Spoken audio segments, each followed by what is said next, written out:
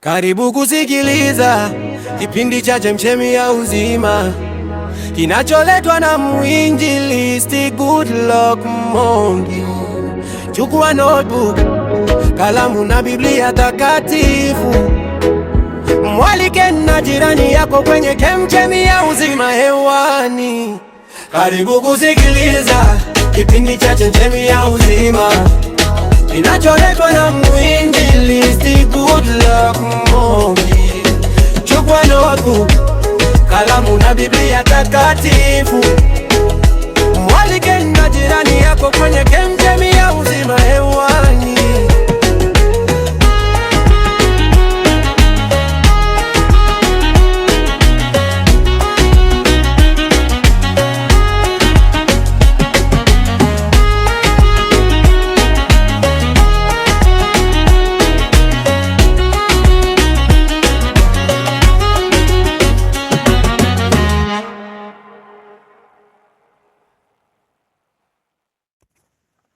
Bwana wetu Yesu Kristo asifiwe.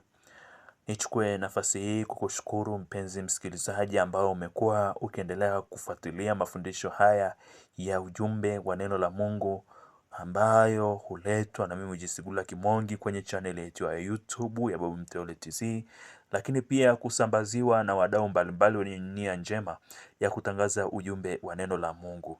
Nikushukuru na nishukuru wote kwa pamoja kwa jinsi ambavyo mmezidi kuendelea kushirikiana kwa pamoja, lakini pia kusapoti na kusaidia kazi hii ya Mungu kusonga mbele kupitia sadaka lakini maombi yako. Niombe kabla ya kuanza kipindi chetu cha siku ya leo. Tuombe. Mungu mtakatifu, tunakushukuru kwa ajili ya neema yako ya ajabu. Sante kwa ajili ya ukuu wa jina lako, mfalme wa amani. Tunakualika sasa majira haya sasa utuhudumie kwa uwezo wako na nguvu zako za ajabu. Ni katika jina la Yesu Kristo, jina lipitalo majina yote. Amen. Bwana wetu Yesu Kristo asifiwe. Siku ya leo tutafakari wote kwa pamoja kichwa kinachosema matokeo ya sasa kwenye maisha yanategemea ulinena nini jana. Matokeo ya sasa kwenye maisha yanategemea ulinena nini jana. Tufungue kitabu cha Mithali mlango wa 12 mstari wa 18. Mithali mlango ni wa 12 mstari wa 18. Mithali mlango wa 12 mstari wa 18. Na neno la Mungu linasema hivi: kuna anenaye bila kufikiri kama kuchoma kwa upanga, bali ulimi wa mwenye haki ni afya. Kuna anenaye bila kufikiri kama kuchoma kwa upanga, bali ulimi wa mwenye haki ni afya. Amen. Bwana wetu Yesu Kristo asifiwe. Kuna baadhi ya watu wanaona leo yao ni ngumu, si kwa kuwa kama watu wengine wanavyofikiri kwamba wamelogwa, bali ni jinsi gani walivyofikiri jana na kunena jana bila kufikiri. Hebu niwasogezee mifano miwili. Siku moja mama moja alikuwa katika familia yake na akapewa fursa ya kuomba maombi matatu. Mama huyu aliyepewa fursa ya kuomba maombi matatu bila kufikiri aliomba maombi yafuatayo. Kwa kuwa alikuwa kwenye njaa sana, akasema naomba pilau la nyama. Ghafla pilau la nyama likasogea mezani. Wakati wanakula pale mezani, ikatokea mwenzi wake au mume wake anakula sana haraka haraka kwa kuwa naye alikuwa na njaa. Mama yule bila kuzingatia, amepewa fursa kuomba maombi matatu na mbaki maombi mawili, akamtukana mume wake akamwambia kichwa cha mnyama fulani. Basi mume wake akabadilika kuwa kichwa cha mnyama fulani. Ikabakia ombi moja. Akitazama mume wake, mwenzi wake tayari ashakuwa na kichwa cha mnyama fulani. Imebaki ombi moja. Ombi lile akaomba kwamba mume wake arudi katika asili ya kibinadamu. Wapendwa, penzi msikilizaji, tunajifunza kuwa kabla ya kuomba au kabla ya kufanya jambo lolote, kulaumu au kumlaumu mtu, lazima tutafakari kabla ya kusema. Hii itatusaidia ili tuweze kufaidi baraka hizi ambazo zimezungumzwa katika kitabu hiki. Mwishoni kabisa hapa ambapo anasema bali ulimi wa mwenye haki ni afya. Ulimi wako ni afya yako. Ulimi wako unaweza kuinua kutoka katika sehemu moja kwenda sehemu nyingine. Lakini huko mfano wa pili ambao mzazi mmoja alipigiwa simu na walimu ambao walikuwa wakimfundisha mtoto wake katika shule mojawapo, na mzazi yule alipelekewa ripoti kwamba mtoto wake anafanya vibaya, na kuwa mtoto wake akamhamisha katika shule ya jirani. Wakati mtoto anahamishwa anapelekwa shule ya jirani, mtoto alimhoji, mama, kwa nini unanipeleka shule ya jirani?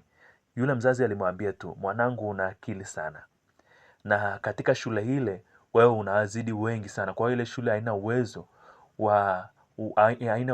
wa kuwa na mwanafunzi bora kama wewe.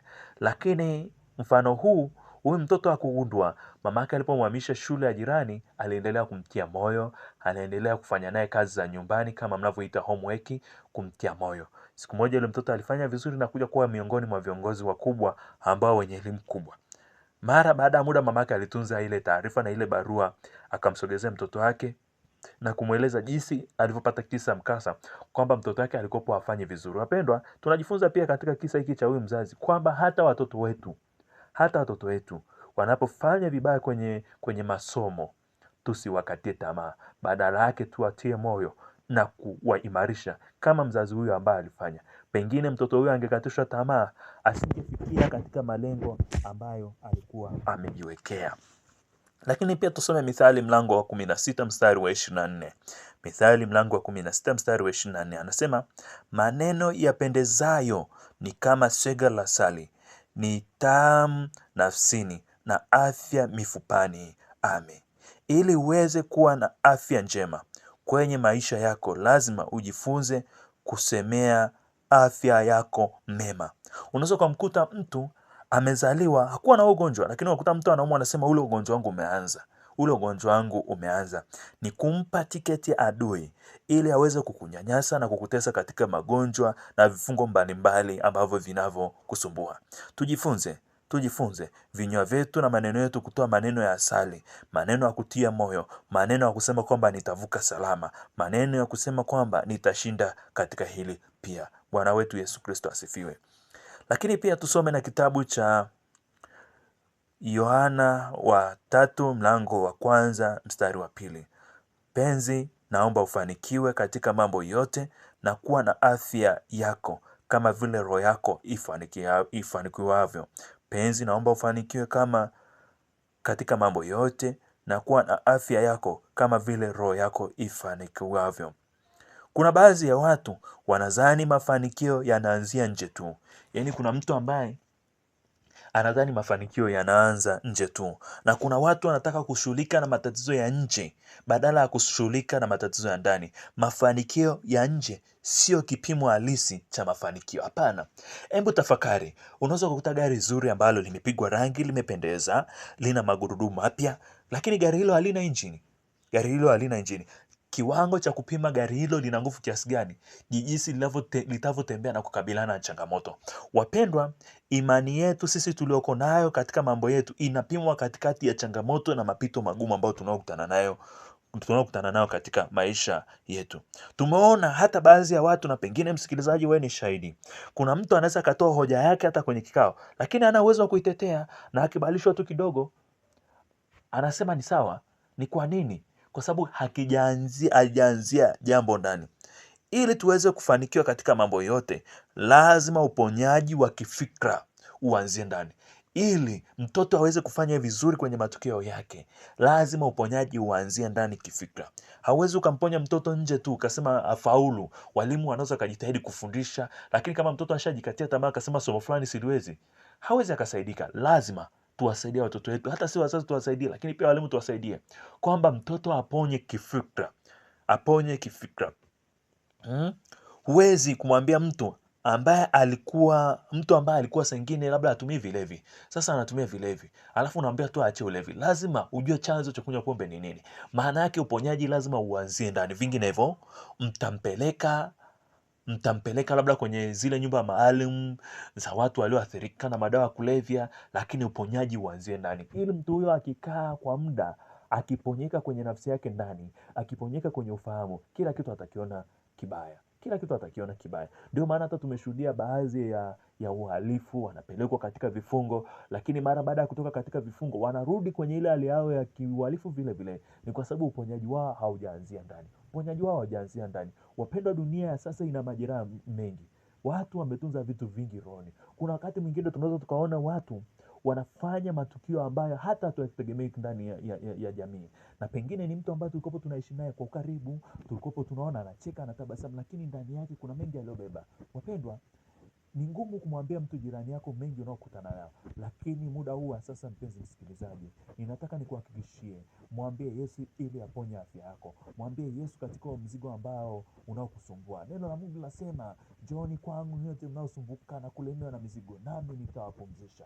Hebu Mungu muda huu wa sasa akapumzishe hayo mapito ambayo unakutana nayo, akapumzishe moyo wako.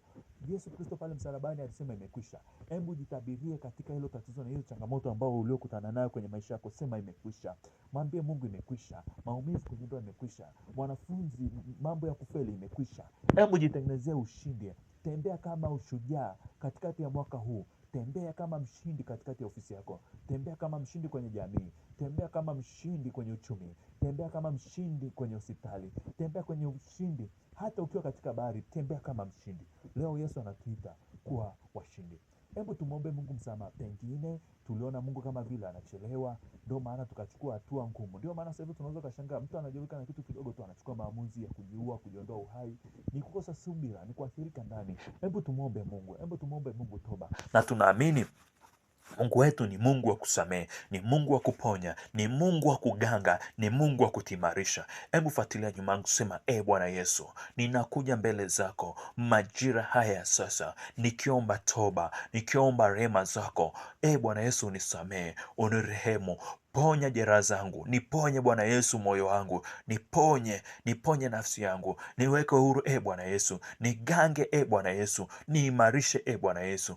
Mungu, hebu tulia tufanye maombi kutoka pamoja. Mungu mtakatifu, tunakushukuru kwa ajili ya msikilizaji wetu huyo ambaye anatusikiliza katika maeneo mbalimbali. Pengine lipo jambo ambalo amejikatia tamaa, pengine ugonjwa, pengine uchome, pengine madeni. Tunaachilia damu yako inenayo mema, mfalme wa amani, Baba mbingu na nchi, Baba rehema, ukamponye mfalme wa amani. Sawa sawa na neno lako katika kitabu cha Yeremia mlango wa 33 mstari wa 6. Tazama, nitakuletea afya na kukuponya, nami nitawaponya, nami nitawafunulia wingi wa amani na kweli. Ukamfunulie msikilizaji wetu afya njema, ukamponye, ukaimarishe afya yake, ukamgange mfalme wa amani, ukaendelee kumbariki na kuendelea kumlinda. Utukufu wako na uweza wako ukatamalaki mfalme wa amani, ukaendelee kumzingira na damu yako inenayo mema ikazidi kunena mema katikati ya maisha yake. Ni katika jina la Yesu Kristo, jina lipita majina yote, amen.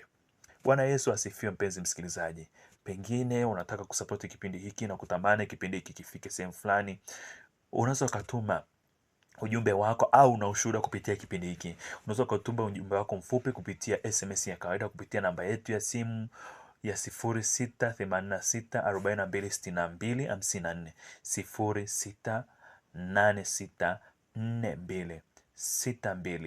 0686426254. Pia lakini unaweza kutumia namba hiyo kwa ajili ya maombi na ushauri, lakini pia unaweza kutuma sadaka yako kwa ajili ya kusupport kipindi hiki ili kiendelee kusikika katika channel yetu ya YouTube ya Babu Mteule TZ, lakini pia kupitia vyombo mbalimbali vya habari. Asante na Mungu aendelee kubariki. Karibu kwa wakati mwingine na majira mengine. Unaweza pia kushare taarifa hizi na ujumbe huu wa neno la Mungu kupitia marafiki zako mbalimbali ambao unawafahamu, ili neno hili likaendelee kuwabariki na kuendelea kuimarisha wengi. Asanteni sana. Hewani ulikuwa na mimi Mwinjilisti Gula Kimongi. Nishukuru na Mungu aendelee kubariki. Wewe ni wa thamani sana. Mtu asikuchukulia kawaida. Umewekwa duniani kwa ajili ya kusudi la Mungu, wala si kusudi la wanadamu. Asanteni sana. Mungu akubariki.